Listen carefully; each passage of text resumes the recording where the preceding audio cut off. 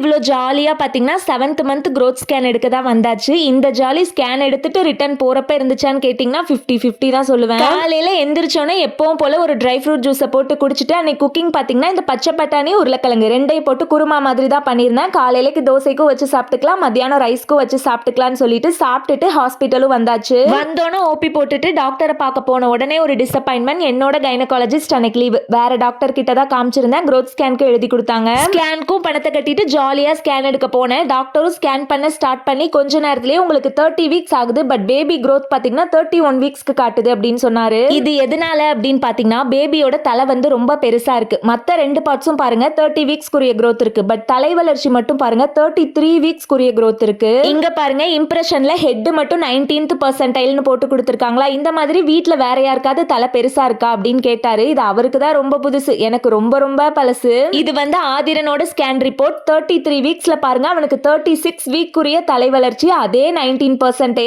ஆதிரன் அவங்க அப்பா எல்லாத்துக்குமே வீட்ல தலை பெருசு. இந்த தலை பெருசா இருந்தனால ஃபர்ஸ்ட் பேபிக்கு நான் என்னென்ன ப்ராப்ளம் ஃபேஸ் பண்ணேன் அப்படின்றத நெக்ஸ்ட் வீடியோல சொல்றேன்.